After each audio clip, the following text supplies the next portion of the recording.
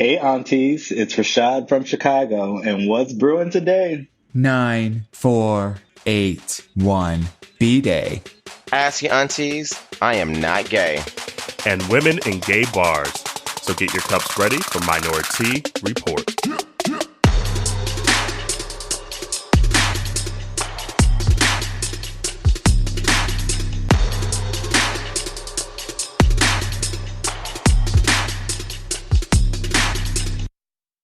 Hey, ladies. Hey, Hey. queens. Hey, y'all.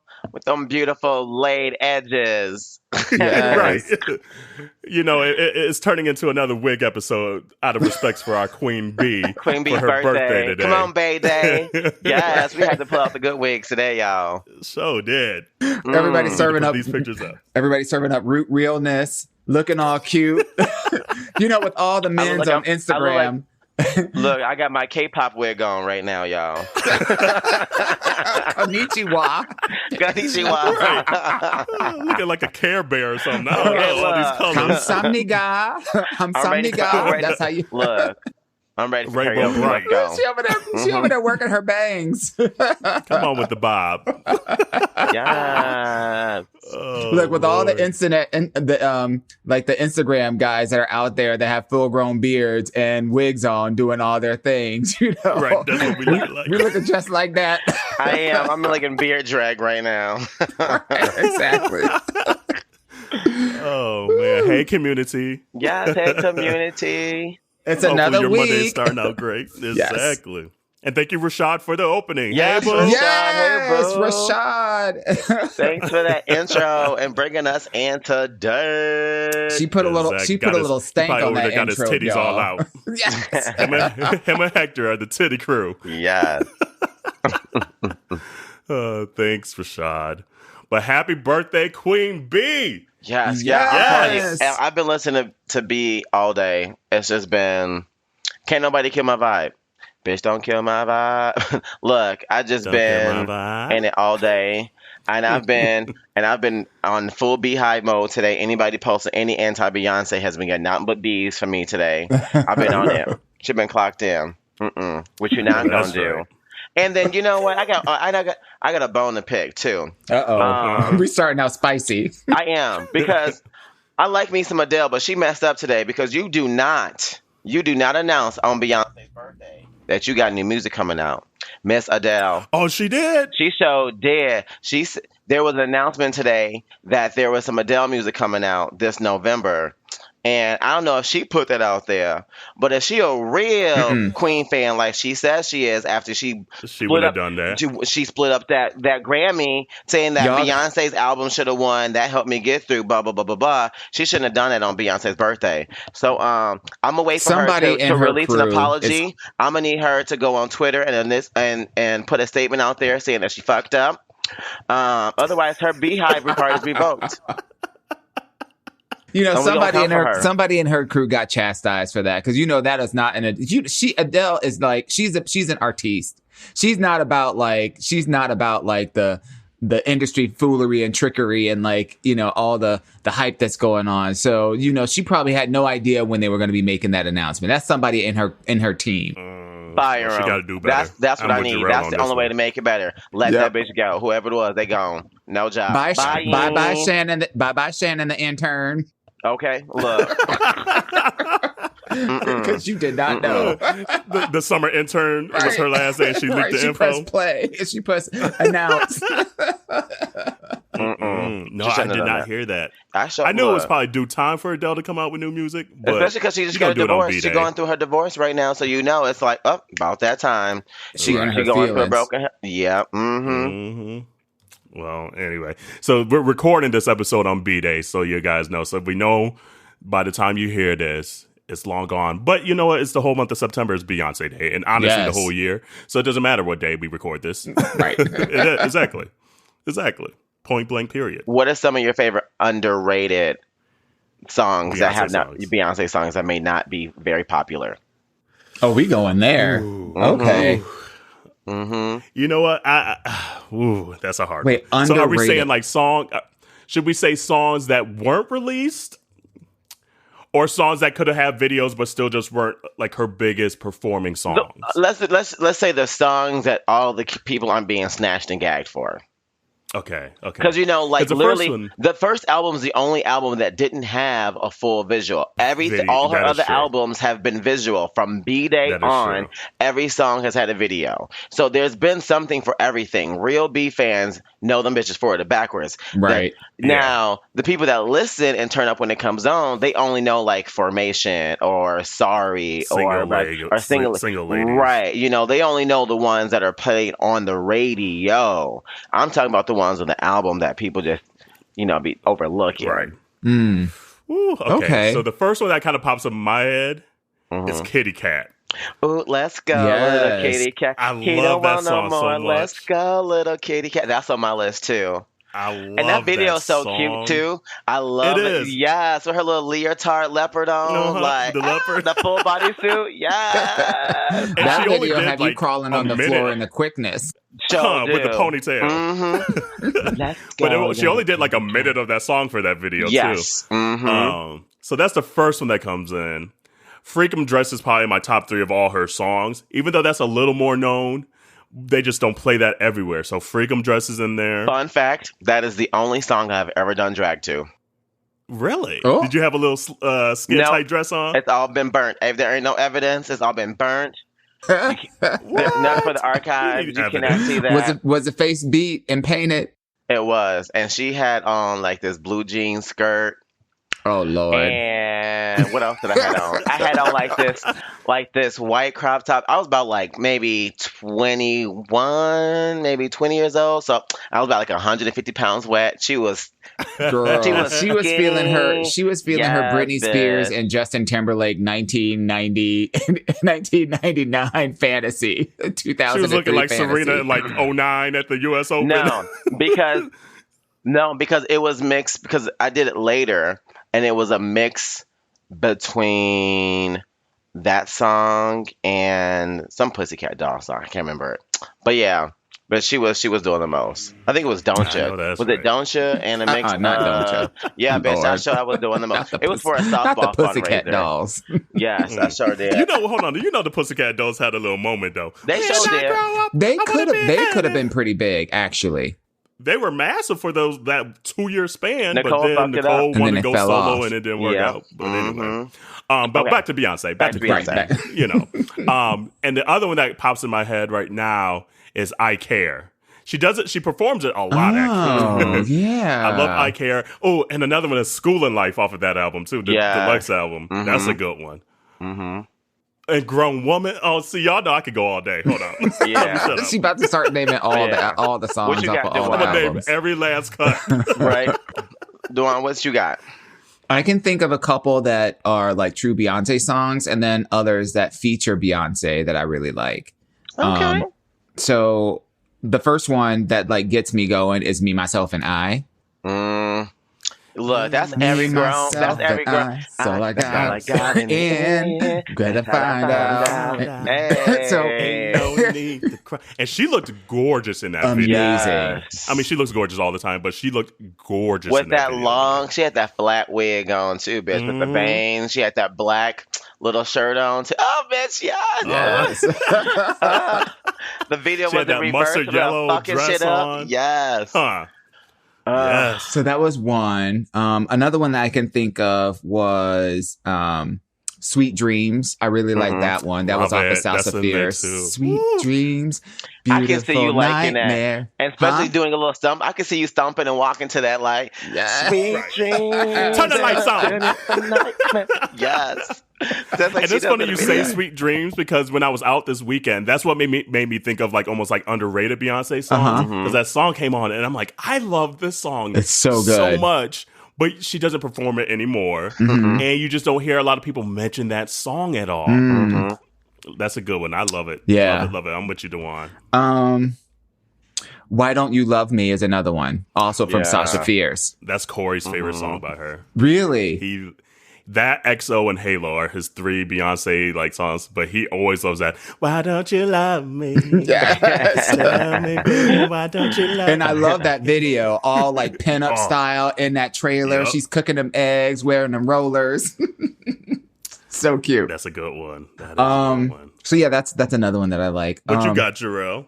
Oh, okay. So my absolute number one that I listen to like quite often is Signs from the Dangerously in Love song. Yes, with In Missy. December. Yes. Every sign has its own mode. Hey, I was in love with the Sagittarius. Sagittarius. See the emotions he put me through.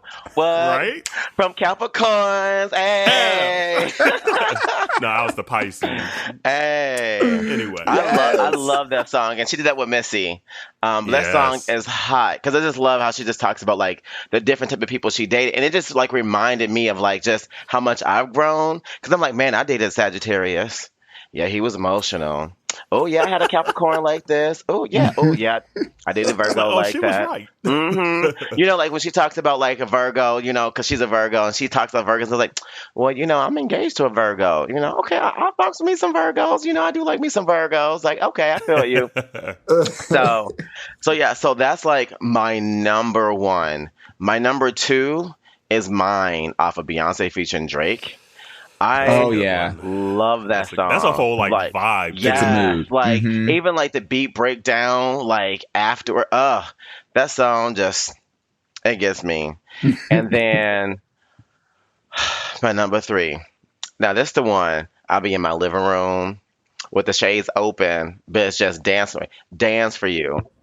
Oh, dance for tonight. I'm gonna dance for you. Hey. Yes. The backgrounds on that song are so good. Yes. And wasn't she pregnant in that video? No, she wasn't pregnant in that one. No, that was from the I think she 4 might have been album. pregnant and we just didn't know. Because that's Blue Ivy time period. Yeah, actually, you're right. Well, no. And I think so. I'm going to go back and look at that video now. I haven't seen that video in a while. Yeah, she didn't look pregnant at all in that video. I watch it quite often. Because you know what? I think she might, because she put that video out when she put out Countdown. It was around, because remember she like released a bunch of additional videos. But if you notice though, like some of them, like she did over time. Like some of them, she came out when she was actually smaller. Because Love on Top, she's not big. You can't see her pregnant in that one. But if you go go like to Countdown, you see she's obviously pregnant in Countdown. Mm-hmm. So like, because I think I'm trying to remember now. Because I think even in Party, because even on Party, when they're in the swimsuits and she's in the pool, she's cooking, you can't see that she's pregnant. Yeah, but she's knocked up. You could tell in certain scenes in that one. But I think if I remember right, she had that 4 documentary, and she said even on the cover of that album, she had just found out she was pregnant. But obviously she's not showing by then at that point. Yeah. So I think that whole cycle in every video, she might have been knocked up, and we just didn't know in certain videos. No, I disagree, and because I think of like even Run the World. Obviously, clearly not pregnant in that. Her body was. She was pregnant. If you go back to the documentary. Yeah. Okay. Yeah. So maybe she was pregnant, but she's not showing. There's a difference. Yeah. So she probably just wasn't showing. Yeah. Absolutely. She was probably pregnant by then too. She was all knocked up through that whole. Yeah. I got one more. Though. I do get one more. My final, because I only have 4. Okay. 6 inch. From Lemonade 6 inch. Oh, yeah. She walked. Yeah, I love the album. That puts you in the mood. Like, man, like, she works for her money. Hey. And I'm glad she put The Weeknd on it, because that sounds like The Weeknd song. Yes. Like, just that whole vibe sounds like The Weeknd. That beat goes so hard. I'm here for it. I was like, damn. Another one for me is Blow. Blow. Yes. That's a great song. I love that song. Like you get your roller skates. So Blow is my exactly. That's every time I hear Blow, I'm like semi disappointed because I ain't in roller skates. Like every time I wear my skates and wear my pigtails. Skates. Okay, look. Okay. I can't wait till I can't wait so you can fly that cherry out. Turn that cherry out. Turn that cherry out. I want you to. Yes, I hope y'all getting your life on this Monday. Yeah. Don't turn us off for Beyonce Jam. Look, if y'all don't want to listen to us episode. sing it, then how about y'all after the episode go play y'all some Beyonce? Episode. After the episode, go play y'all some Beyonce. We approve that. Absolutely, we encourage it. We encourage it. But yeah, So, I've been loving a lot of the I've been loving a lot of the Did tributes. you put your hair up? Oh, she don't pin her hair up. She done her wig back, y'all. She done gave me Kelly Rowland from Dilemma over here. And I love you. See, what y'all don't understand is need you. No, I.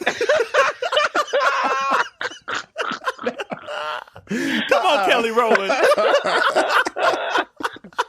Hold on, I'm taking a picture of this right now and sending it. Community, what you see, Dawon, he's living his best life in this pinup. And does she got a Nicki Minaj shirt on? No, is that Issa Rae shirt? Issa Rae, girl. Okay. Yes, I'm voting for everybody black. Yes, I'm voting for everybody black. Yeah. But see, what y'all don't understand is like these wigs are hot on the neck, hot? girl. That is true. I mean, but we had to wear wigs today in honor of Beyonce. Yeah. Like, it was only appropriate to bust out the wigs again for the episode. I wear mine every day. That's what it is. I don't know about Even though we sweating our ass off. Girl. I wear mine every day. Come on, Edges. Stay today. Come on, got to be glued. Got to be glued.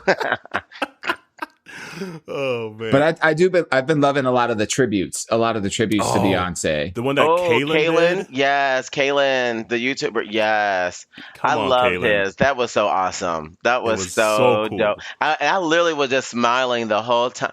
And I'm not gonna lie, I was smiling and hating at the same time because I was like, now why didn't I think about this? Look, but I'll pay those coins. But there was a lot of those coins in that production. I don't got those coins in production because Ellen was like, "Oh, you want to do this? Ellen, okay, right. Here you go, baby. And do whatever you need to." Studio. Okay, chill. I'm here for it. I'm glad it was cute. It was because cute. I'm sure it gives him the opportunity now to branch out more than just being the food critic person that he kind of came to be. Now it's just like, hey, no, it's a more fully realized version of himself, I guess, or just showing different aspects of what he cares about and interested in, et cetera, et cetera. So I was all the way here for it. And he was cute. He was adorable. Cute. Even though he didn't have no pads, so he was a little hipless. Yeah, that is true. And them wigs had them wigs. I don't know who he connected with them wigs, but there was not nary a lace front in sight. They were wigs. Them lines were hard across the top. Yeah, they were a little wiggy. But the whole thing was so much fun. And you can just tell that he was just having a blast and paying tribute and homage. And he did such a great job. The choreography was amazing. And it was just like seamless from shot to shot to shot. Very cute. And you see that he posted on there that Beyonce said thank you, sent him a note and said thank you, and he like posted something on IG and he's crying. Aww. I would have cried too. Yes. I would have lost all my cool. Well, Queen Bee, happy birthday. Yes. We love you. We love you. We love you. Oh. Well, did you guys see Lil Nas X, that clip's going around with him on that show, The Shop, that's on HBO? Yeah. Where they asked him why he came out when he did. And Kevin Hart was kind of interjecting and things like that. I think what Kevin was trying to say was like, we don't care. It shouldn't be a big deal anymore. However, what Lil Nas X was trying to tell him that it's still a big deal. It's still a deal. Especially someone of his stature, where you literally just had the number one song for the year of all time. That was 19 And it's your debut. Is your debut, exactly. And you're a black person of color. Yeah. Like, it's still huge in our communities, especially where he came from, because he's from the hood of Atlanta at that. So there's still these stereotypes and things that within our POC communities that is still it's taboo. Yeah. It's taboo. Yeah. Exactly. Yeah. Well, and Lil Nas X had said, he was just like, come on now. Like, if you from where I'm from, you know that you are raised to not like this. You are raised to think that this is bad and that being gay is unacceptable. So like, it kind of bothered me for a little bit that Kevin Hart kind of played like, for what? Why? Like, what's the big deal? And it was like, but dude, like, how it is in the It's like, Black community. that. Like, that because of Christian values in the Black community, like the whole, well, my faith says this, but my heart says this, is the constant battle in the gay community when it comes to people coming out. And Exactly. and sometimes people listen to what their heart says, and sometimes people listen to what their religion says. And it's that part that's really scary that makes coming out so hard. So for him to be like, and I thought it was cool because that shows that he doesn't care. But I thought it was still just kind of shitty to be like, to kind of act like it's not a big deal, or like we move past this, and that's not the reality in the world today. Right. Yeah. And even outside of the Christian stuff, even just the toxic masculinity things that go on in our community, in the hood, where we got to put up this front that, oh, no homo, bro, all that stuff. So for Kevin to say, oh, I don't know, you're just trying to do that because the gay community had already gotten on you about some past tweets, and that's how you lost your Oscar job. So you got to come out and say it now, but it backfired again because you were interrupting his story. So that's what I think the whole Kevin Hart thing is. Like, he was trying to make it appear one way. I do find it funny that, like, in like some straight people will be like, no homo, but then they'll be like touching on each other's dick and sitting each other laps and like be all colored up. But I'm like, I mean, if no homo, why you over here then? Stay in your lane, bitch. If you don't like my lane, stay in your lane. I feel like there's like a lot of people, and especially in the Black community, we are like kings of compartmentalization, So like, like it's really interesting how we fight injustice against, like racial injustice, but then within our own community, we turn back around and have colorism within our own community, or we treat our women. That again for the people in the back. Yes, ma'am. Or even for like, or for like men treating our women, like, oh, we have certain standards for how we treat men, and men can go around sleeping with other women, and that's like, women are supposed to accept that. But if a woman's in a relationship with a man and she sleeps around, it's like he's ready to drop her like instantly. And so, there are these kind of like compartmentalized ideals of, I can't even equate with your struggle because I'm not gay, but you can equate because you have been, oppressed as a Black man. So a struggle is a struggle is a struggle. And, the thing that kind of hit me was, how can you not understand or appreciate the significance of just him being who he is?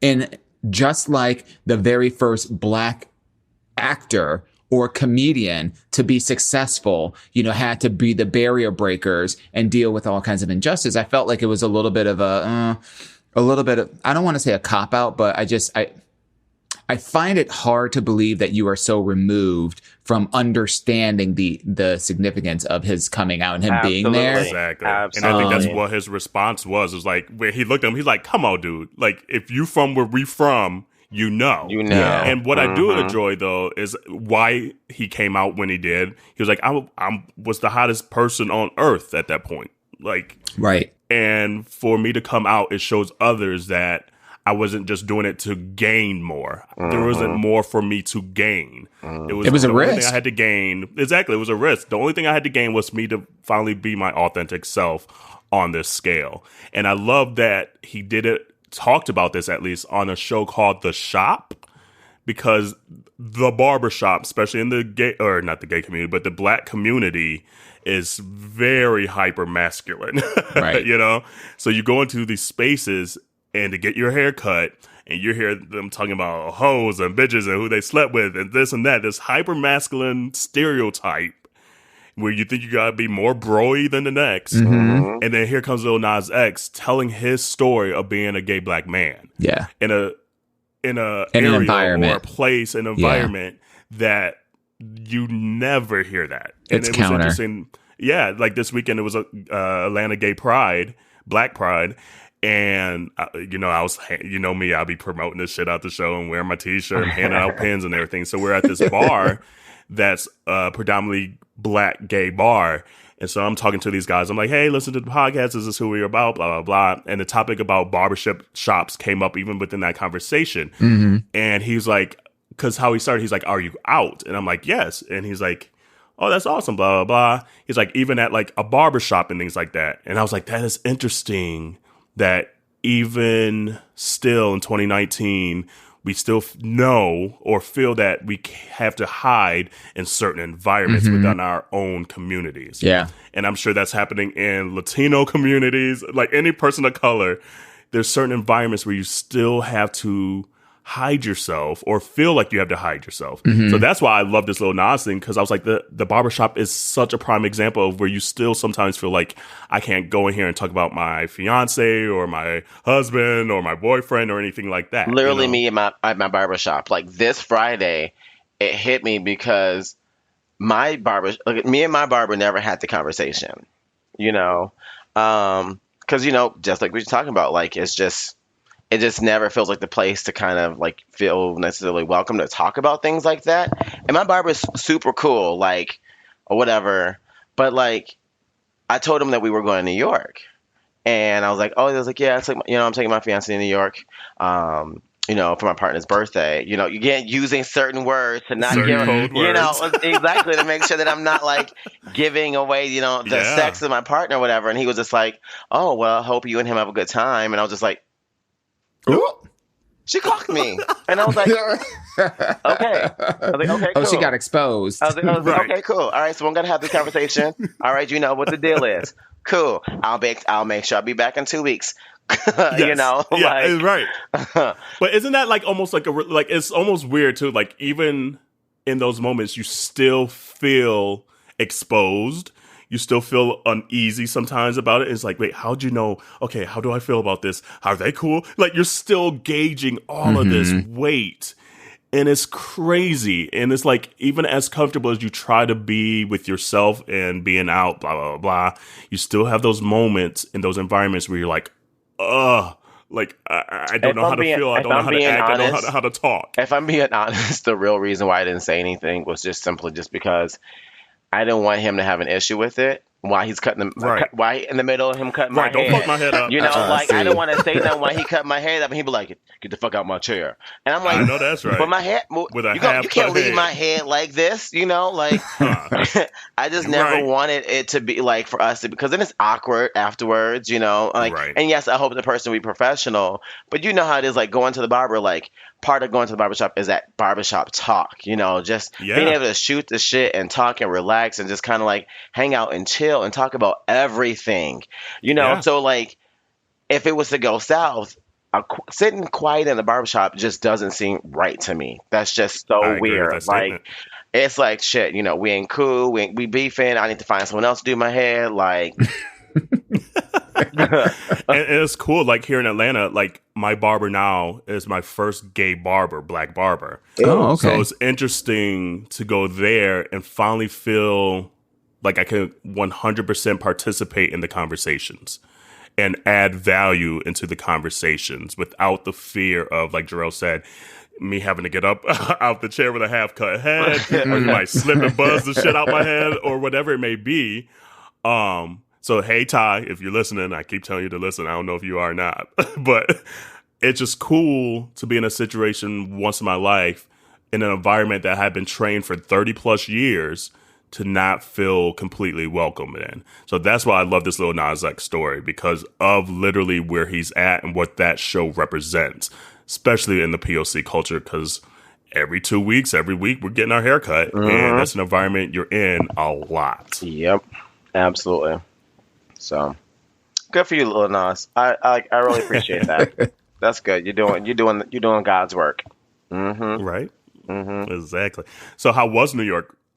It was a kiki. Oh my gosh. I know. I saw y'all. It's the Instagram story you put on MinoriTea Report. Dawon was looking extra. He was looking like he was extra turn.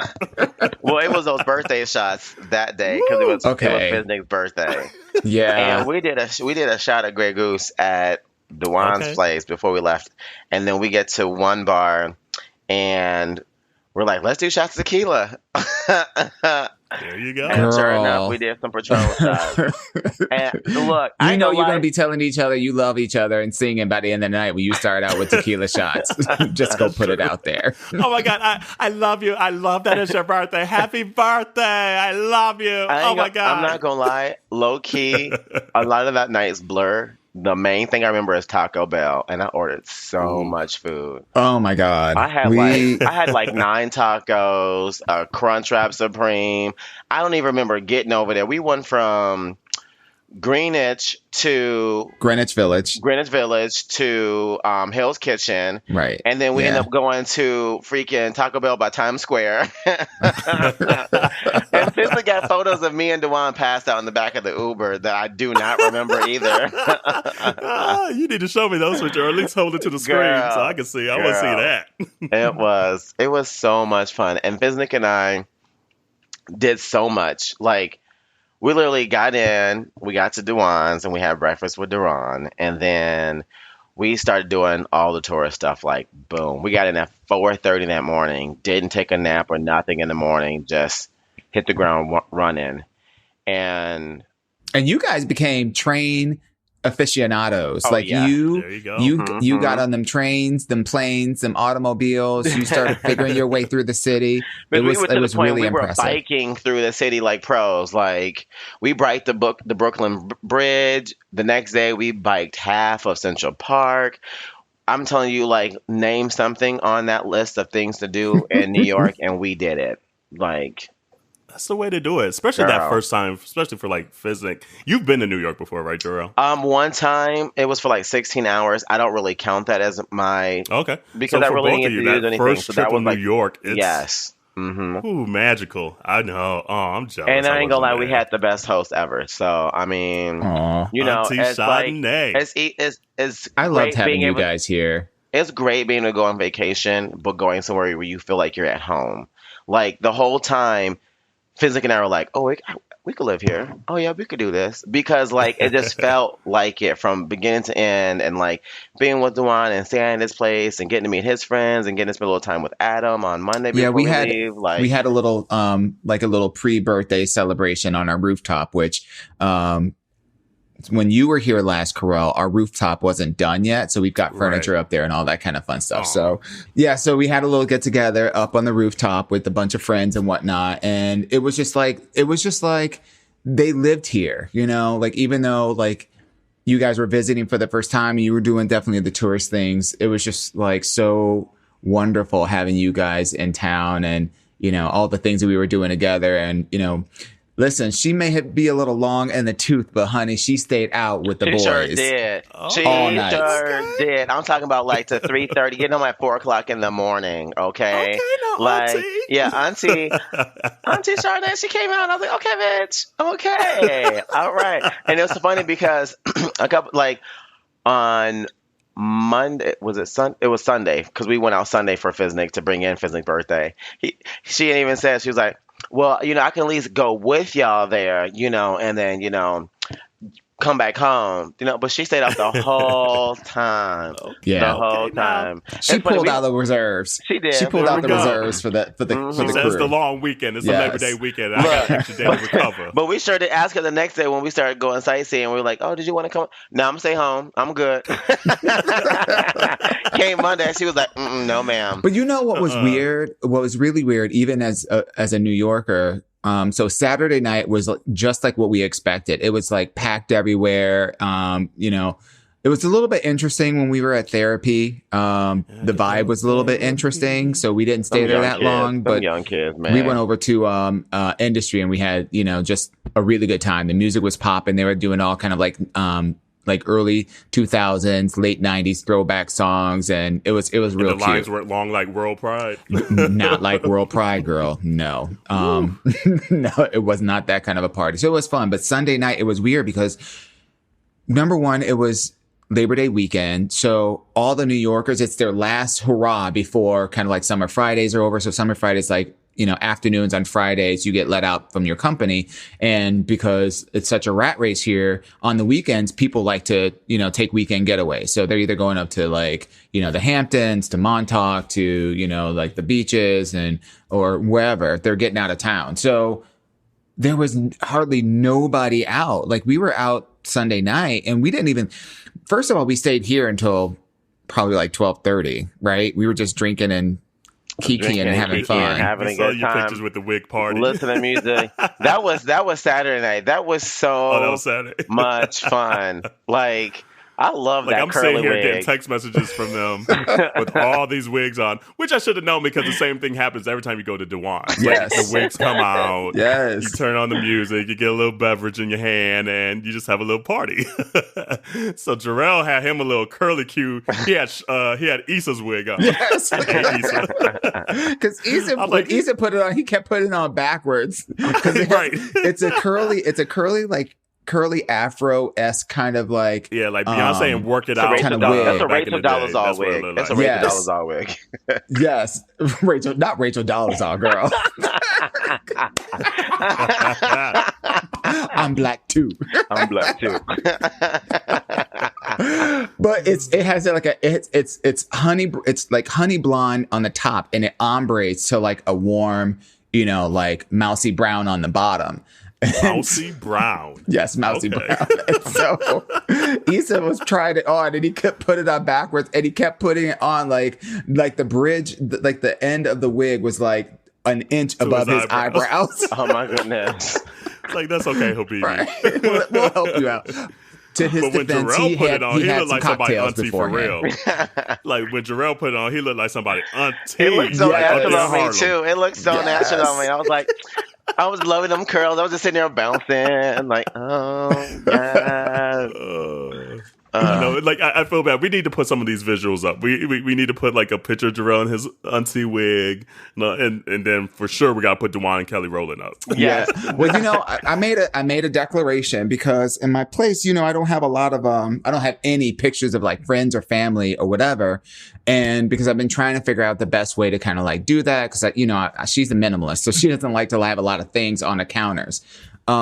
But I think what I'm going to do is I'm going to do a wig wall. And when friends, I want to take pictures of friends wearing wigs, and then I'll have that on my wall. So I'm going to work on that. Do it like digitally. You could do it digitally. And since you always play music or whatever, have it going on your TV while the music's playing. So I think that's what I'm going to do. Yeah. Huh. Yeah. But we had fun. Party. It was a fun time. And for the community, if y'all are looking to just have fun, buy yourself 2 or 3 wigs, because one for you and a couple for your friends, or 2 for you and 1 for your friend. So you always have options. But I'm telling you, if you got wigs in the house, it makes it a Sunday afternoon, a Monday evening, anytime, it makes it fun. Yeah, we live for it. You cannot not have fun. Not have fun with wigs in the house. Oh, that's good. I'm glad you guys have fun. And then you went to the U.S. Open as well, so I was jealous of that. Yes. That was awesome. Got to see Federer play, and the match was terrible. He won 6-2, 6-0. The match was over in like an hour and 15 minutes, which it usually is a good 2 hours and 2 to 3 hours if you're getting a good match. So that was kind of like, But then we got to see Serena play, and it was so good. And she had that kind of like nasty scare when she kind of rolled her ankle. Mm-hmm. Oh, that was like that moment where everybody was like, not again. Yeah. And I know, she just had that back injury with the last, she had to pull out of the finals.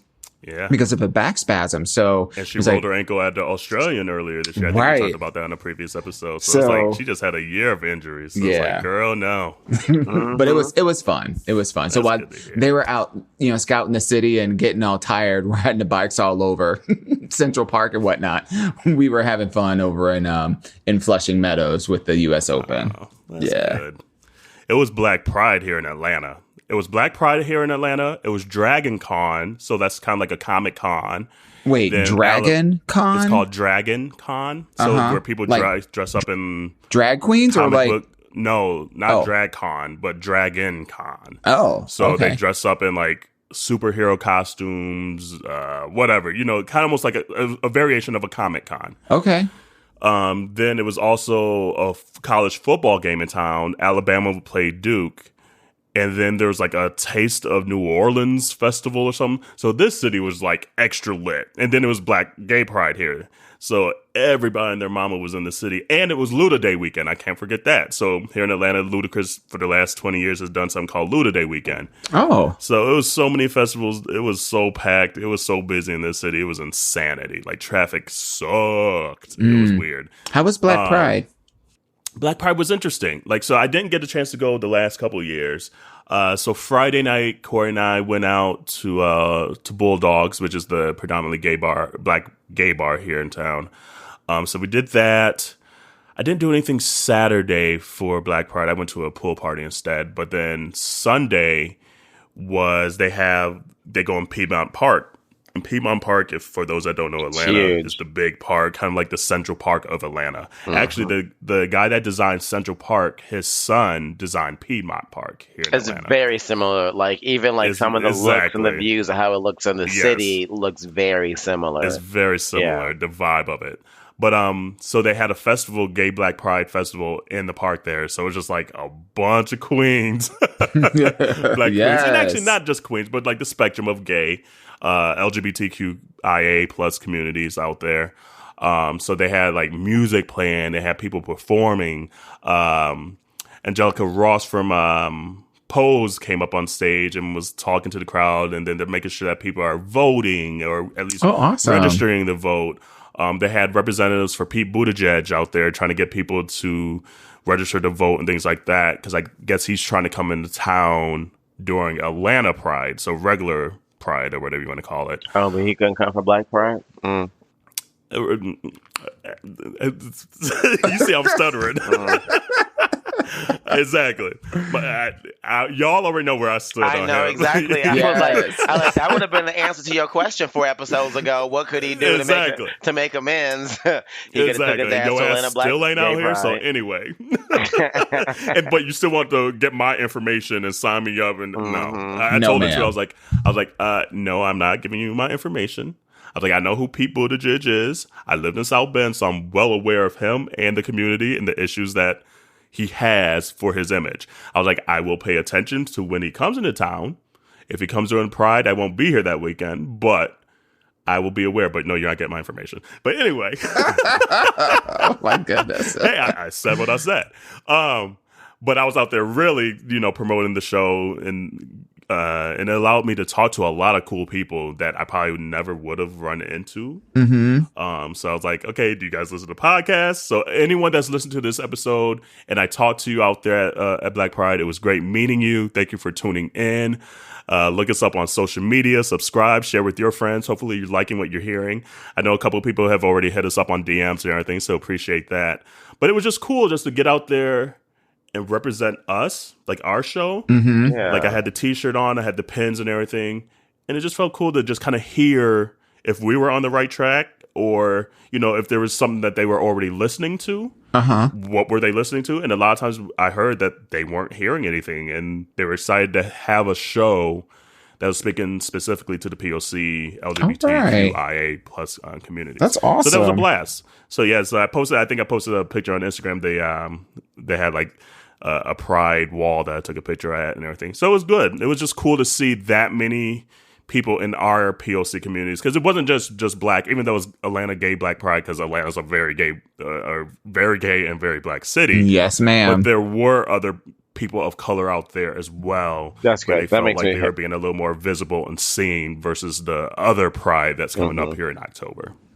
So it was a blast, and hopefully, maybe even next year we find a way to either have a booth or be more involved in it, just because it is our community that we're speaking to. So I think next year we should try to do each other's prides. Like, I think that's something we should try. Like, we should go to New York Pride, we should go to Seattle Pride, we should go to Atlanta Pride, and like have a booth where we're just there at the festival and we're just literally just playing music, have some lawn games and some buttons and some t-shirts and wearing wigs and have Kiki. You know what I'm saying? Like, I don't know. It might be too hot here in Atlanta for a week, because it was so. We hot should do out there, we should do we should do like those like those wooden kind of like cutouts that have like the cutout for the face, and then it has like something painted on the front of it. So like you're that person. We should do something like that. That would be cute. That'd be cute. Yeah. Or get like fans with our faces on it. Yes. Like, there's options. So we'll look into that. But no, it was a blast just to get out there and talk to people, honestly. And Corey's like, oh, look at you out here. And then Corey was just happy because he was out there oogling and googling over these menses. So how were the menses? Oh, that was cute. Because, I mean, usually you'll have quite a few snaps. Okay. We didn't see any one. I was in business mode. She was with Corey. Corey was like, what you not going to do? Y'all didn't see them rabbit ears around business mode. No, I literally, Corey was just like, wow, you are like out here just talking to everybody. I was like, that is Black Pride. Like, literally, it's our crowd. Like, this is what we're doing this for. But Corey was sitting on the hill out there in the park because we brought Tucker. So he was letting all the people pet Tucker. So Corey was in his element. He was like, ooh, you see him? Ooh, look at him with the arms. I'm like, But no, they was cute. Yeah, there were some cuties out there. So it was a blast. So I had a good weekend, good long weekend. And awesome. Back to the grind now. Yes, these man. last weeks or whatever. Good Lord, it's already September. Can you believe it? Girl. It's like we blinked and summer was gone. When September ends. Nobody knows that song. No. Who sings that song? Do you remember? Everyone's looking at me like, okay, what song is that? Like when September A little Green Day. You know, that's Green I know Day. a little music here and there. Girl. It's Green Day. Okay. You could have saved that one. Look, okay. Well, I could have saved that one for yourself, I guess. But, all right. Well, you know we like to do this segment, so you guys know what's coming up. What's coming up? Ask your aunties. Hey. Oh, Lord. So this week, let me see here. I had it up. I guess I'll read it. We had, and I don't know if this person wanted me to say their name or not. I forgot to ask. So I guess we'll say anonymous, but Bob. We'll see. Bob. This came from Bob. Tyrone. You better call So Tyrone. it says, this guy keeps hitting on me, and I'm not gay, and he knows this, and is becoming annoying. Can I stop being about it? So I think that's his way of just saying he doesn't want to catch these hands in a minute now. But so I guess what's our advice for him to tell a gay person hitting on a straight guy, and the gay guy knows it? The gay guy knows it's a straight guy, but won't stop hitting on him. He needs to quit that shit. Point blank.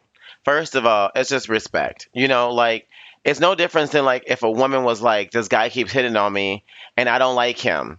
We would tell that woman to go to HR, file a complaint, and he needs to be removed. The same thing should go for a straight man who is doing the same thing with a gay man. If someone is telling you no, no means no.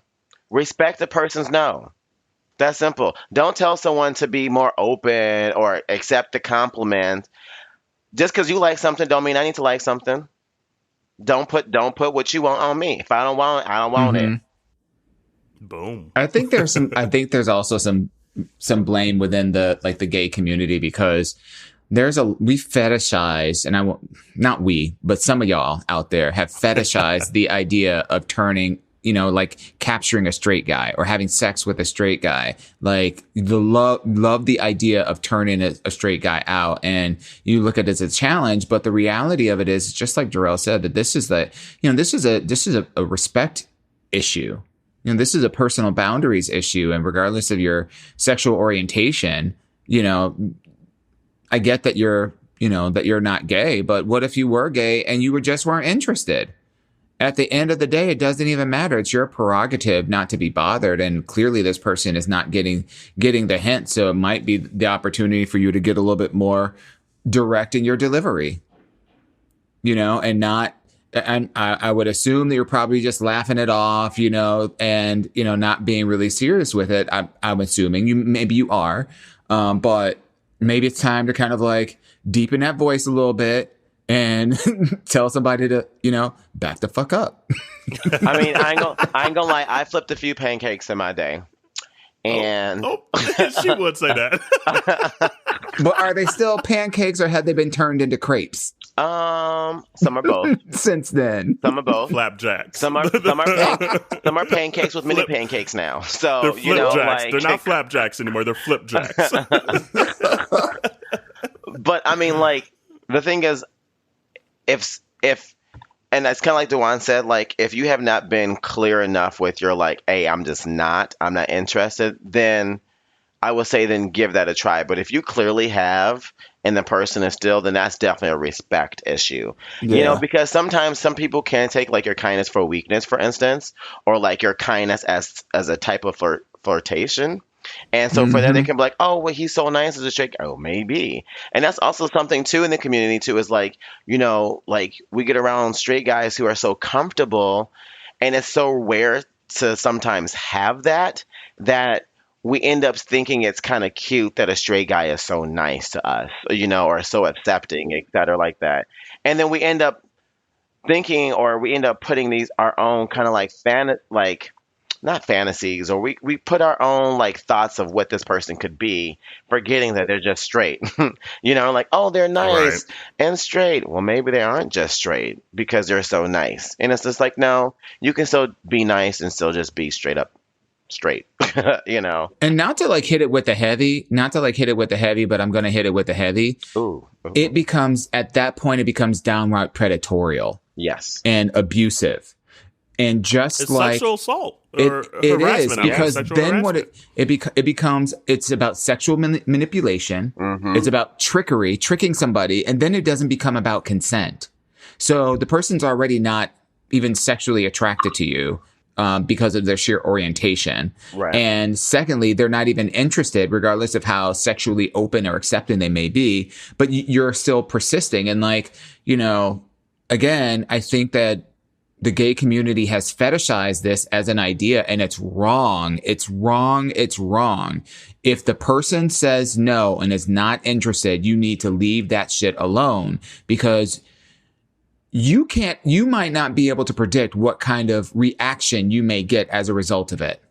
I'm just going to put it out there. I absolutely agree with that. And everyone doesn't need an experimental phase either, by the way. Nope. Like, I don't know why people think like, oh, well, have you tried it before? Well, how do you know? I know because I don't like it. Like, I don't need to experience something to know that it's wrong. Like, I've seen other people go through it, and I learned from them that, guess what? That's not for me. And it's interesting. Like, I know the person that sent this question in, and he's direct in his delivery. Like, there's no mistaking when he tells you what he does and doesn't like. So that part, I'm like, okay, I know he probably always said, A, thank you, but no thanks. B, he's a bodybuilder. Like, he's a weightlifter. Oh, so he cute. I'm sure. So he cute. He's a good looking guy. Okay. But I'm sure just like that, and we just know how that is in the gay culture. That body image, for some reason, is glorified in the gay culture. So I know that gay person's probably, yes, attracted to this physically guy. But if he's telling you, I am straight, I am not interested, thanks, no thanks, and you continue to do so, that's sexual harassment. Yeah. Like any other case, if it was a straight guy doing it to a female or whatever, we would be up in arms. You know, we'd be like, da, da, da, da. So we need to be up in arms in this situation as well. It doesn't matter the case. If he's telling you no, like you guys said, no means no, and I'm not interested. Thank you. You know, before you kept asking me, we could have been friends, but now it's not. I'm not comfortable being around you. So if you ain't, please stop talking to me because I'm not interested. You're not going to flip me. I'm not interested. So stop. And so I know this person was probably on top of.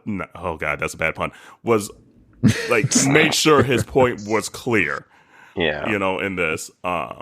So yeah, you don't got to be about it. You don't got to be about it. Go to Ace, but you know what? But go through it correctly, because of the fact that you being a straight man, it's very easy for the roles to be reversed, and then for someone else to be the victim and be like, "Well, I'm gay and I felt this kind of way," et cetera, et cetera. Right. So save your ass, do it correctly through HR, use your proof, your examples, or whatever, and then make sure that it's done the correct way. Right. You know, and I guess I don't know if this was in a job environment. I guess maybe we were assuming that, but I'm hoping it's whatever in a job. environment. Whatever environment. I mean, like even if it's like at a gym or something like that, I think there's still proper ways to go about it. Report, right? Yeah, ways to report. Because I mean, like, don't get me wrong, and I don't want this to come off the bad, like this bad way, but I'm gonna say it anyways.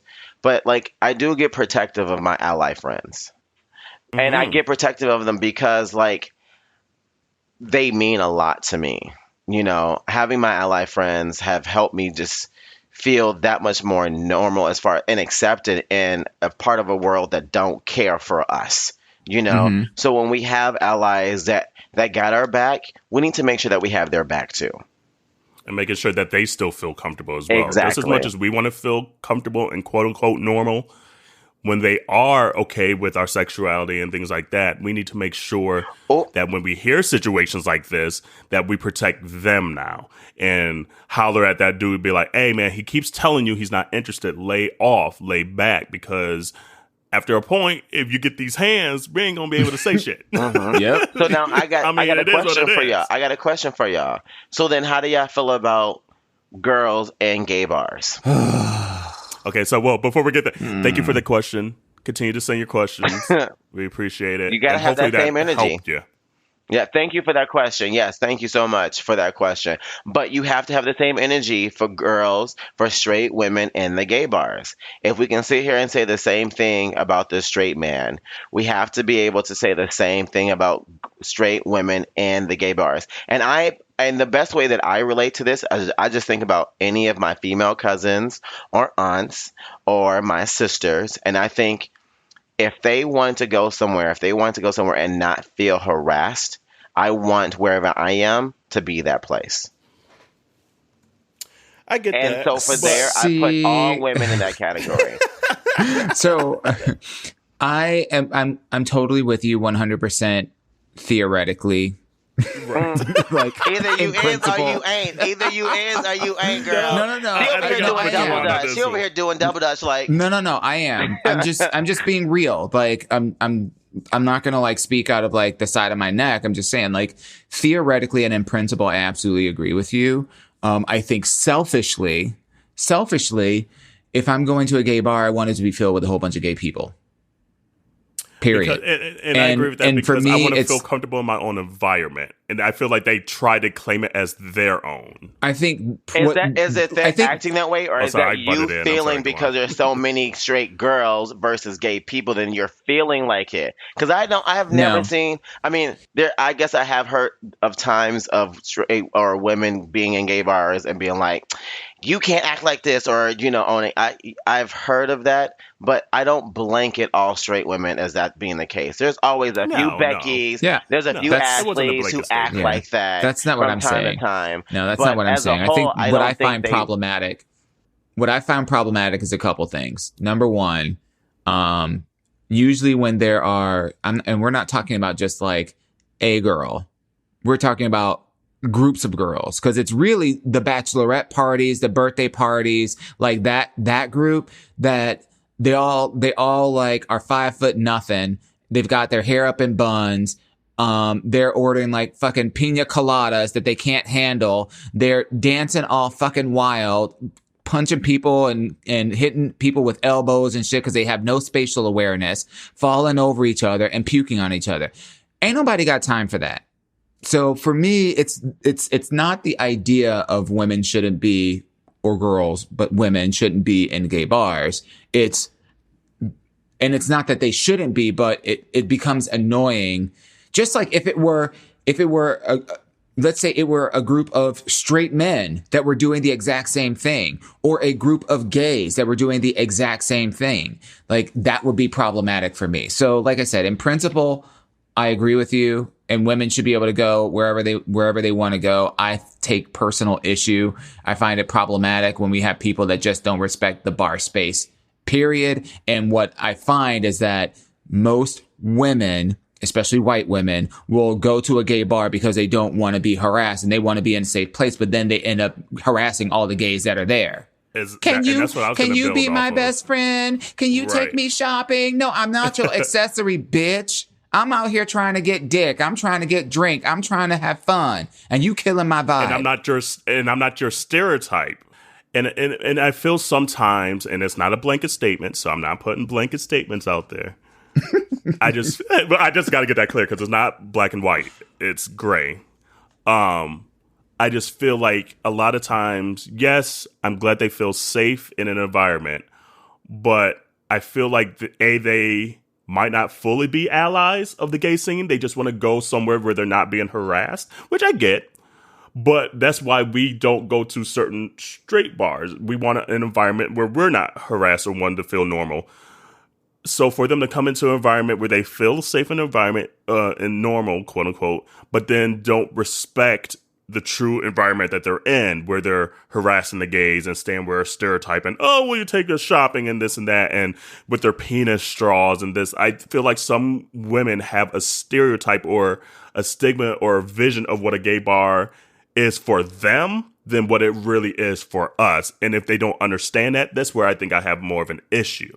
Yes, they could go wherever the hell they please. However, if you don't know the back history of why gay bars started in the first place and respect that history and that vibe of it, that's where I think I kind of fall into the issue. And I just feel like a lot of times you get these bachelorette parties and you're there not really respecting the environment, the space that they're in. They're just doing it because they have a privilege to go wherever they please in life, where we still to this day don't have that complete privilege of being our complete selves in, say, like a straight bar. And that's I visit straight bars all the time. And that's my issue right there. If we can sit there and be like, well, we can't go to a straight bar and feel like that, well, it makes us no different if we do the same thing to straight people when it comes to the gay bar. Like, y'all know me, I'm the queen of cold. You know, I'm a stone cold bitch.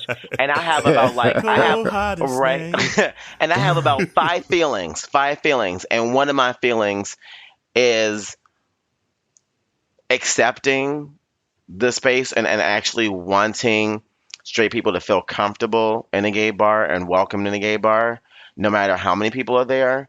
And I guess I just feel that way because I tend to frequent straight bars a lot as well. Mm-hmm. And so I have to be that person to feel like or create a safe space for myself in a straight bar, that when I'm at a gay bar and I see straight people, I know what it feels like because it's something that I do quite often, you know. So same here. So for me, it's just that empathy factor, being like, you know, if I came to your bar, I would hope that you would accept me and want me to feel comfortable and be myself here. And so I'm going to make sure that I'm one of the few people who will make sure that you feel that way too. But I completely agree though, because there's a reason why we have our space. You know, the standard is the straight space around the world. So I definitely understand that. And I definitely want, and I think it should be something that we continue to preach to allies and straights about the importance of our space, because I think there's room for all, but we got to stop doing that selfish thinking and being like, well, I just don't want this. I want to see this. And it's just like, how can we talk about equality and inclusion, but still just talk about what we want? If we want to be inclusive and actually have equality, we can't just think about what we want. We need to think about what others want and need as well. That is the point of equality. No, I completely agree with that. But I think a lot of times when we think about that straight female in the bar, we're talking about the one that's not respecting space. That's the bachelorette parties. Exactly. Where they're messy as fuck. It's not usually. Yeah, I mean, there are the ones that come in. There are those ones that come in where they're ordering their drinks. They're with their girlfriends or with like their guy friends. Yeah, absolutely. And enjoying their space. But I mean, I've had nobody cares. But no, but exactly. But it's those ones that aren't respecting the space. That's not the topic how it's been talked about for the last 2-3 years. That has really been becoming a thing, because I've had plenty of straight women come up to me and be like, "Is it okay for me to still go to a gay bar?" You know, like, or they've asked me, have I made you feel some kind of way at a gay bar? You know, like, and then yes, I'm gonna say yes if they did. No, but here's the point. My point is, it's not being brought up as we're talking about bachelorette parties or those group of drunken straight women. That's my point. Like, it's just been a blanket. It really has been a blanket about not wanting straight women in there. And no offense, and I love you, Dawon, but even you, Dawon, just said, like, no offense, but when I go to a gay bar, I want to see a bunch of homos. Like, a lot of the conversation has been about like that, conversations like that. And that's why I'm just like, I think it's important conversation, because so you'd rather go to a gay bar and see a lot of females? I don't care. Well, first of all, I ain't looking for nobody. I ain't checking for nobody. You're getting married. I get it. You're not looking. Before you were not looking, would you like to go to your establishments with a lot of females? More females than gays. Honestly. Actually, I wouldn't care. Honestly, I still didn't care. Still don't care. Still don't care. But and here's the only reason why is because even still in hookup culture, you're not leaving with people from the bar. But you still on your grinder, you on your scruff. That's how I met my fiance. Okay, I'm just saying. But how long y'all been together? I'm talking about today's. 7 years. Yeah, I'm talking about today's hookup culture is way more. It was prevalent then. But my point is, it's rare more right now where people will even be at the bar and be like, on their grinder, oh, I'm sorry, was that you yesterday at such and such a place? Oh, I thought that was you, but I didn't come up to you. I get it. Like I even till this day. So like to me, it but honestly my point is, I think matter. what Dawon is saying, and Dawon, correct me if I'm wrong. Like I don't want to put words in your mouth. Is the point of a gay bar, and yes, it's 2019, so it's a little more gray now. But the point of a gay bar is you found a spot that you finally feel comfortable and welcome, and hopefully find other ones that you can either hook up with, date, whatever it may be, have fun with, whatever it is. And when you have certain females, and it's not a blanket statement, but there are females that don't respect that space because they put their ways and wants above what the bar was created to do and be, then that's when we start feeling uncomfortable and feel like you don't know why this establishment is here. And you're not showing ally ways. You're showing I'm a girl that wants my way because I feel more comfortable here. And Those handful of girls don't fuck it up. I think it's more than a handful, or it wouldn't be a continued But you know what? conversation. That's no different than saying like, oh, well, for that white person who think or says all this about black folks or all this about Latino folks. I'm not saying a blanket statement. That's why I keep saying it's not a blanket. No, but that's what I'm just saying. If you can sit there and say it's a half. But if you can sit there and say it's more than a handful of people, you're actually leaning towards more of a blanket statement. But my point is, Jerrell, if this is a continued conversation point for a lot of people, then it must be more than a handful. But blanket means all. I'm not saying all are like that. And I gave you my reasons of saying it wasn't all. I gave you examples of good and bad. I think that's why it's not more a blanket. So, but I think again, I think it's more so about the selfish part of just like, and there's nothing wrong with that because again, like you said, it's our space. But I think it still comes more from the space of just wanting it to be more gay than straight. I honestly, I think it's more about that than it really is about it being more than a handful of women that does this. It's literally way more about it being a gay space and more gay people.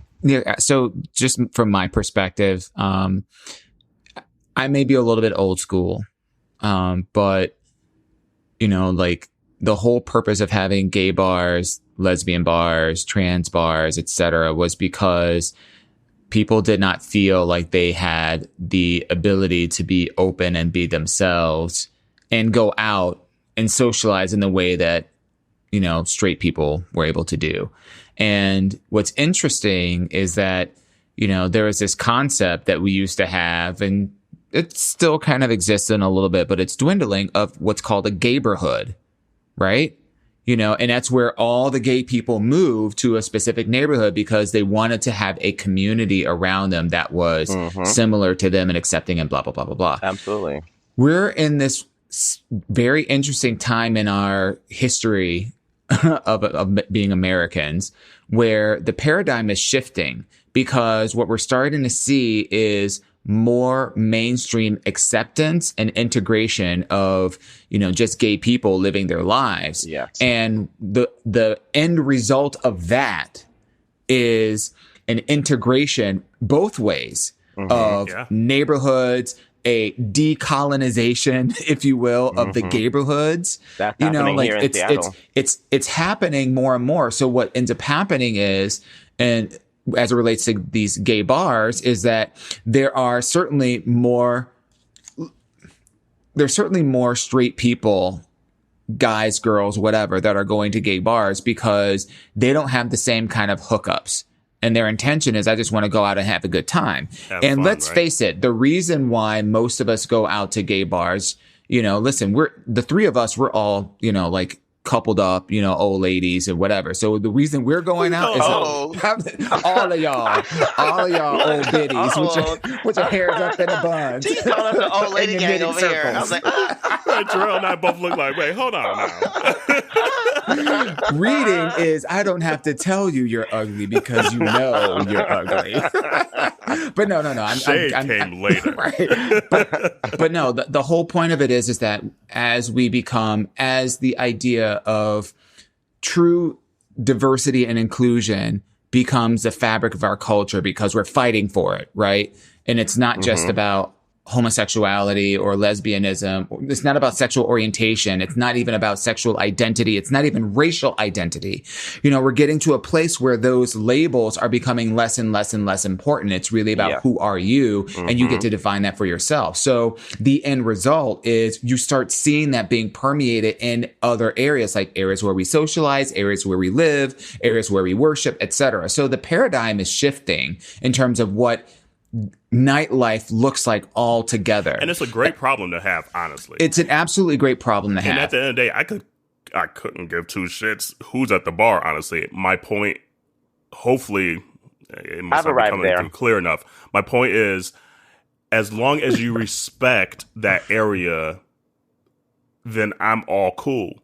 I just feel that there are some, once again, I'm not saying blanket, I'm not saying all. So get that out your head, everybody out there.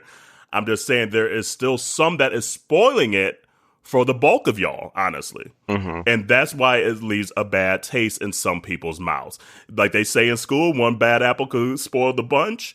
There's those handful of girls or women or whomever, straight guy, whomever, that are not respecting the space that they are in and the reason why that space came to be. That now you have put a bad taste in everyone else's mouth. And now we're maybe some people are using blanket statements. I don't want girls in the gay bar. However, it comes from these bad situations, right, wrong, or indifferent. We don't want that for us in the gay culture and other spaces. I get it. And I think that's what you're saying, Jerrell. But what has happened is these huge bachelorette parties with the penis straws and, oh, girl, hey, girl. And you're like, you don't even know me. You don't know my life. And so that's where you feel like I'm no longer comfortable in a space that we created for us to be comfortable in. I guess what's uncomfortable about that?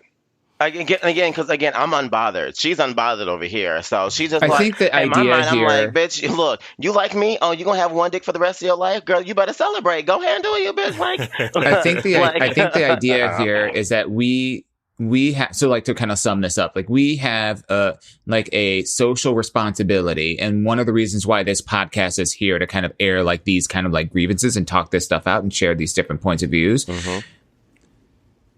People should not be grossly overgeneralizing, using over like these generalized statements like all women, blah, blah, blah. Or, like women don't belong women in general don't belong in gay bars. Like it's our responsibility to check that kind of language. And I feel like, to a large degree, we're getting a lot more comfortable doing that, which is why we're having this dialogue.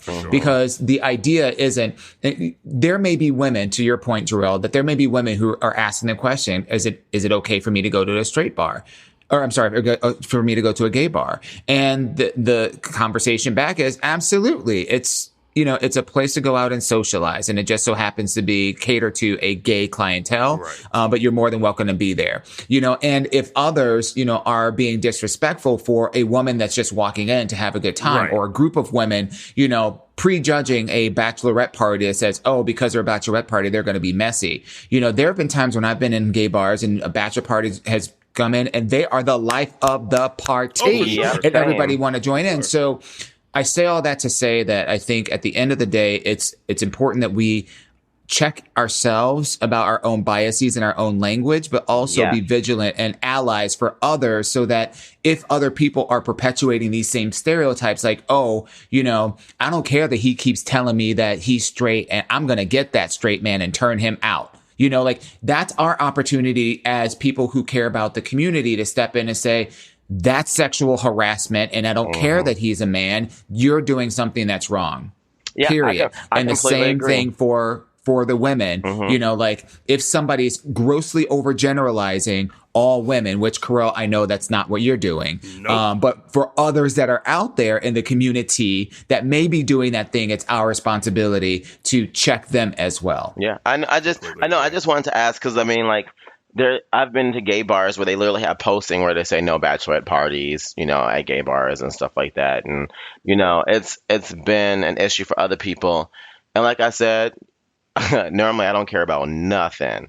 But this is one of the handful of things where I'm like, you know what?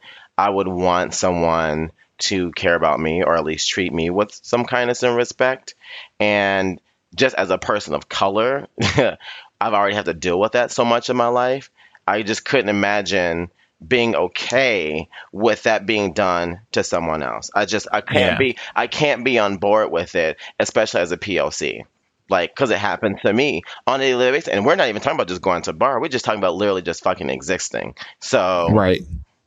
That's why it's one of the things where I was just like, I got to ask this question. Because it's like, But again, that's one of the reasons why this podcast is so important. Like, yes, we can all get on here and talk about Beyonce for a good 25, 40 minutes, which I think we did. I could talk to her again. I mean, come on. But we can also have, really, really thoughtful, thought-provoking, interesting social commentary on what's going on in our community.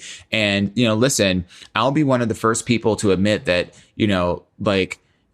I have to check my own biases. There have been times where I'm creating a tweet or creating a post, and I have to check myself. Like, am I, creating this post to make fun of somebody based on something they have no control over, meaning like their size, their color, the way they look, the way they're acting or whatever? No, that's shaming them for something beyond their control versus sharing something that is intended to be taken in a comical way. Yeah. It's always intent. It's great to have these conversations because we're able to air a lot of this out and really kind of figure out okay, well, where do we stand on some of these issues, and where are some of our internal biases, and where do we have to check ourselves, and where might we have to step in and check other people. Yeah. And I just want to shout out to our allies that have been, supporting this queer POC podcast. Like, there's a good number of you guys that have been showing a lot of love. I mean, the person that wrote the Ask Your Aunties, that's a prime example. Absolutely. Right, but we do have quite a few that, I just shout out to you guys, thank you. We appreciate it. We see you, and you guys help bridge the gap, from us feeling, just us being able to unite and be one and really represent what equality truly means. So, and share with your friends too, your straight straight friends. Subscribe. Look us up on Instagram. Go ahead and keep on sharing. Thank you. Yeah. But one thing, kind of bridging off of this too, one thing of biases that still exists out there, and it's been interesting, the conversation that's kind of come of it recently is Malik Yoba mentioning that he's attracted to trans women, and it's interesting just to see the outpouring of hate and the outpouring of love as well that comes out of that simple statement.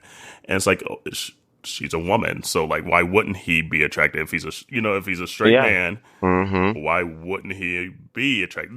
That's how my brain absolutely works. Absolutely. What's interesting though is if you look at some of the commentary. I'm sorry, I didn't mean to talk over you. What's interesting is that if you look at some of the commentary on some of the articles that have been posted, there are a lot of people that are asking the question, well, why is this even an article? Exactly. And I do think that there's a valid question behind that, because there is a level of ignorance about the stigma of being a trans woman, and and equally as important. See, just check my biases right there. And equally as important, there are stigmas associated with men who are sexually attracted specifically to or have a preference for trans women that may be in various stages of their transition. And so, number one, I just applaud Malik Yoba for being open and vulnerable and sharing that part of his sexual experience or his sexual his sexual preference, because I literally can't name 5 people that are celebrities that have come out to say, that have used their platform, let's put it that way, that have used their platform to share with the world something that's so intimate as what their sexual preference is related to a trans individual. So that's number one. Number two, the question about like, why is this even like a question, or why is this even out there? Or why is this even newsworthy, is because there is so much stigma and shame associated with it that signifies the importance of this kind of a statement. And this is a huge step in the normalization of the idea that if you are trans, you are, again, just another human trying to live your life, not trying to convert people, not trying to like, and you trying don't to get have a nut. Shit. Right. Like, not to be that vulgar, but to be that vulgar. Like, at the end of the day, that's all what we're all trying to do, is like get some sexual gratification, hook up with a little cutie here and there. And especially, actually, like a couple episodes, we talked about that story where it was the a young guy man committed suicide because he was bullied. Exactly. Right. So I it's was just like, just I'm about to say that. so Bullied glad for, he came like, out and said that, dating a because people trans are woman. dying and killing themselves because they're being bullied and shamed in our communities. So like Jerrell, when you were saying earlier, like just as a POC, we should know better. Like this is another instance where we should know better, because it happens to us day in, day out. And we get upset. We want to fight people. We want to do this and that. Yet we're going to turn around and shame someone else still in our community because of who he loves. F out of here. Like, I'm so tired of it. Like, I'm tired of the justifications that we can make for certain situations, which I get is what you're probably preaching to us, Jerrell, just a moment ago. But it's just like, God, we got to move past this shit. Like, who cares? Like, who cares? We're all struggling to be human. We're all struggling to pay our bills on time. We all I love that like, shout out, because that's literally what I was just trying to, the point that I was trying to make on that last topic. That shows I got you, boo. I got you. I know what you're trying to say. But hashtag teamwork. Right. It's like a hashtag, I got you, Auntie. But no, so like you were saying, Dawon, I'm just glad that someone of that caliber, or that known, maybe not caliber is the word, but that's visible, came out and said, it's not a big deal. I'm just trying to get a nut too, and they trying to get a nut, and that's who I'm attracted to. Point blank, period. Even if you think back to, and I don't know if you guys out there remember this, but like there was that whole quote unquote scandal with Hugh Grant. Remember? I hope I'm getting this right, but he had picked up a transsexual prostitute and was supposedly driving her home. Was it more because of the transsexual part, or was it more of the prostitute part? No, it was because of the transgender part of it.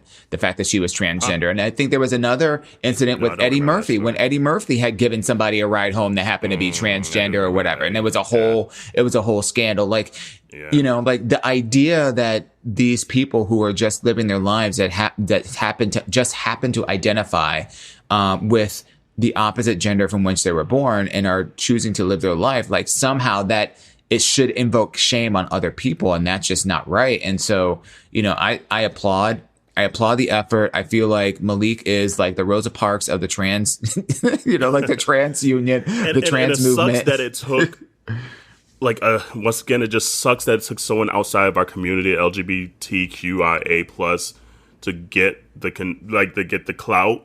Yeah. Like, that we couldn't just tell you to respect us and you guys didn't take us for our words. That took a straight human being, male, for us to be like, oh, okay, now it's okay. So that part still kind of rubs me the wrong way, that we couldn't just tell you that we're fine and you guys take us for our word. That it took a straight male to tell you that it's okay. Now it's suddenly okay or more okay. So that part rubs me the wrong way. I think that's I get that we just need to get I think there. that's more. But I think that's more so for like, I think that's more so just like a straight person just needing to speak up more, not just needing to someone, just just to let someone know that you're not alone. Right. You know, it's more so just letting another straight person know, like, hey, guess what? You may be feeling this way. This may be what you're into, and you're not alone, and it's okay. And to speak up. You know, it's not necessarily about like, oh, it took for a straight man to say something. It's like, well, only a straight man can actually understand exactly what he's going through. That's true. No, that's a valid point. And obviously, we still want our allies to speak up. So I don't want to discourage people from speaking up. But it's just like, damn, Y'all still ain't listening to us. I just love just the leave me be. I just love the fact that there are, listen, Malik Yoba is not like, like pulling in $20 million movies or whatever, but the fact that he is well known, he's a well-known actor, well-respected actor, POC community. Especially in the POC community. I love the fact that he is a person of color. But and more especially, importantly, we loved us some New York Undercover. Girl. Our community loved us some New York Undercover. So I just love the fact that this is just like he's just telling his story, and it's very matter of fact. It's not like he was caught. It wasn't like it's a scandal and he had to like come out with it. It's just like, hey, this is something that I'm into and it's okay. And again, it's helping to normalize this idea, that people are just people. And who you love and who you have sex with is really no one else's business, as long as who you love and who you're having sex with is consensual.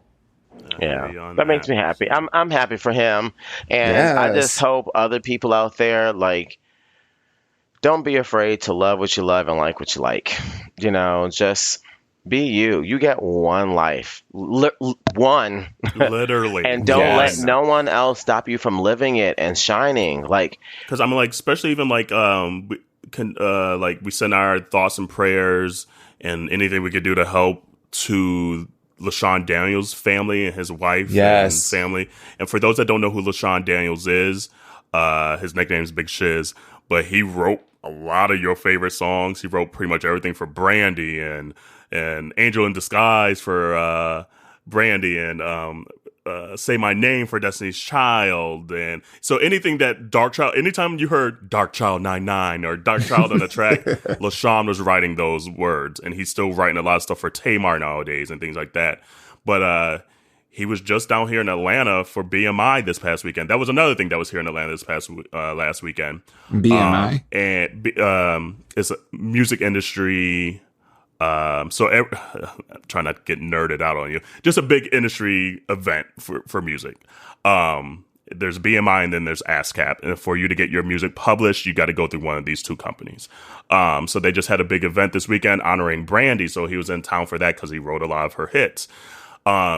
But then left Atlanta, you saw him in everyone's Instagram pictures and everything. Yeah. And I guess he drove to South Carolina and got in a fatal car accident. Yeah. So going back to, you just never know. You have one life to live, and honestly, you try to live it as morally conscious as you can, doing the right thing, but you just never know. So instead of living your life trying to be what everyone else wants you to be yourself. And obviously you want to grow and evolve and do things better, et cetera, et cetera. But at least foundationally, try to live your life. And shout out to Ryan Russell, too. I got to point that out there, too. While we're talking about living your life, Ryan Russell, who was in the NFL, he currently is still in the NFL. He played for the Cowboys and the Buccaneers and the Buffalo Bills. He's a free agent right now. But he came out as a bisexual man. He is currently in an interracial relationship with the white man. And it's just and they're cute as hell, too. They are so freaking cute. I follow him now. I'm a fan. But again, it's just a point of living your life and not letting people, your job, or whatever it is, stop you from living your best life. And I just love how he took this opportunity to finally be this is a weight that's been lifted off my shoulders. And he's a talented man. It's easier said than done sometimes. Yes, it really is. And for those I struggle day in, day out still sometimes. But for people who don't pay attention to the NFL, though, this is even more of a huge, because this is the epitome of the toxic pull of masculinity. It is a pull of toxic masculinity. So it's even worse, where your job, your profession, your livelihood, your income, everything of what you've been doing for however long is literally lived in this whole toxic pull. And to be able to have the courage to come out to be I'm gonna fight this stream, I'm gonna be the light in this, is just freaking amazing. So shout out to you, Ryan Russell, and your partner for using this platform. I wish both of you guys many blessings, and I hope that you guys, and you especially, continue to be able to do what you love. And I hope he lands with a team. I hope this doesn't detour teams. I hope it's not like a Sam, what's his name? Sam. Something. where he played at Missouri in college. And he tried out for the Rams at one point too. Yeah. I forget his name. I can't think of his name. I had a little bit of issue with him because he was a little bougie. He was a little bougie. Was a little unique situation, and Michael Sam. That was his name. Yep. But even then, I still wish him the best too, because I'm never going to hate against the community, because it's one of those things that one of us. Right, but one of us make it, we all make it, and this is a very big door that we've been waiting to be busted down for so long. So bust it down and bust it open. Hey, bust down, Tatiana, bust down. Hey, Hot Girl Summer, come on now. Yes. I know this was on a topic, and we're getting to the end of the episode here, but y'all saw the Hot Girl Summer video? I did not see it yet. No, not yet. It looks like an old Uncle Luke video from the early 90s, but they flipped it on his head, and it's Megan Thee Stallion and Nicki. It's just a whole lot of female ass just shaking. But they did the same thing. So they're wearing like these latex outfits, and the same thing they did to the Allison dancer where they took the music out. Yes. Oh, I saw that post. And it's just Nicki shaking her ass, and it's the latex, and she's on like a plastic lawn chair, so it has that squeaky noise of her shaking her ass on this lawn chair. Lost it. Come on, fetish wear. Okay, so I got a question. So I know that Cardi B and Nicki Minaj kind of feel back and forth. Is it pretty much like Cardi B and City Girls then? What do you mean, like Cardi B, City Girls with a whole bunch of ass? And like, Nicki? Yeah, like is it just a whole bunch of ass like that video? Oh yes. It's like that video, but you remember like the old, like almost like the Tupac "I Get Around" video, where it's just a pool party in the whole. Okay. It's like that vibe, but Nicki and Megan are like the main characters, not dudes like degrading the women. I guess it's the women degrading the women. So it's the same my favorite, kind of like theirs. Yes. Oh Lord Jesus. You know what my favorite pool party video is? it's MC Hammer's "Pumps and a Humps." Pumps and a bumps, where he's wearing, like the wearing the pumps and the bumps. And MC Hammer and his bulge in that video. Yes. So if y'all have not seen a community, go out, don't do this at work. He's in like a leopard speedo or something. Like bikini. It's a bikini. It's a bikini. Yeah, it's like a bikini bottom for a man. But all his bits and goods and berries are out. His pumps and bumps was pumping and bumping. Is that when you knew? Oh no, it was way before then, Hunty. It was way before then. It was reconfirmed. Oh man! And speaking of Nicki, you guys hear that she's retiring from rap. So I guess Hot Girl Summer and Megatron were her last hits, or I don't know if they're hits yet or not. But they say what do they say? You leave when you're on top. Was she on top? Damn! Guns are blazing. Shit, girl. I'm just asking a question. Posing a question. I don't know. Like, Nicki is known for pulling stunts too. Part of me feels like this is like a little bit of a publicity stunt, just because of the fact that she hasn't pulled out something that's been like hot on her own. She, for the most, everything has been like a feature on someone else's record for quite some time now. And even like her last album, like didn't do as hot, and she even canceled her U.S. tour.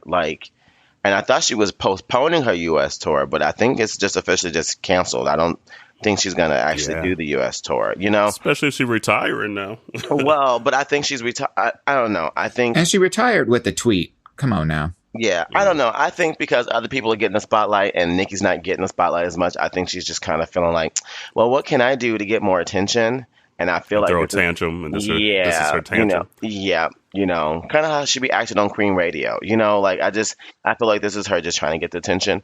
But I mean, she says she's doing it to focus on having to start a family, and I can't knock that. I can't knock that. Like if you really doing this to start a family, then girl, start your family.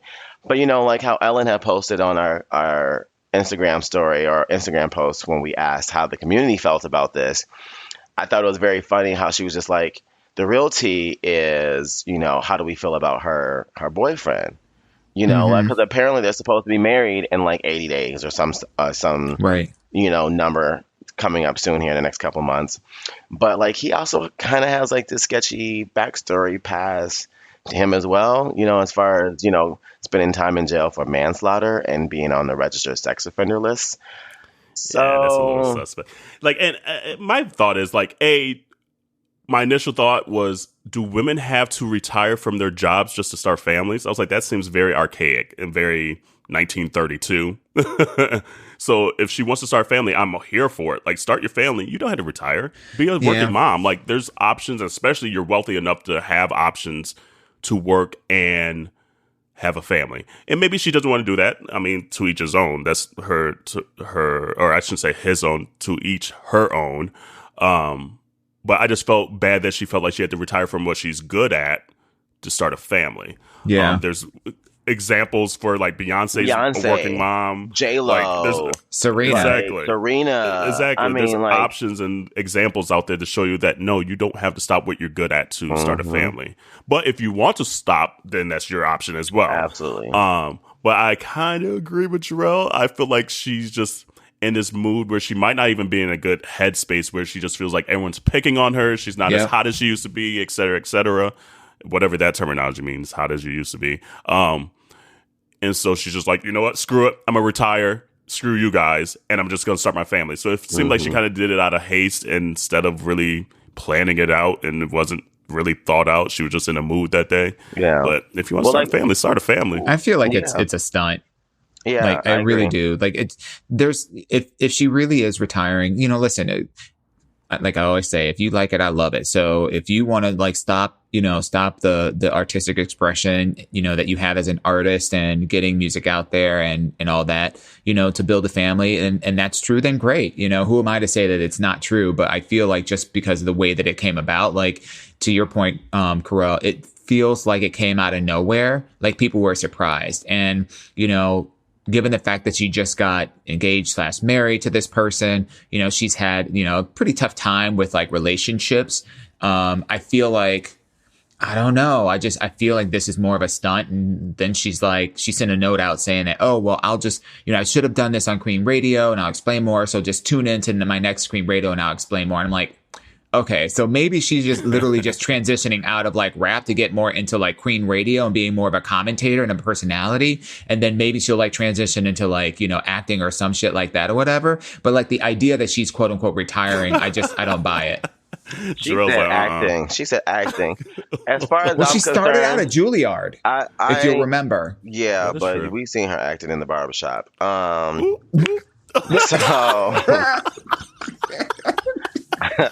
I'm just saying.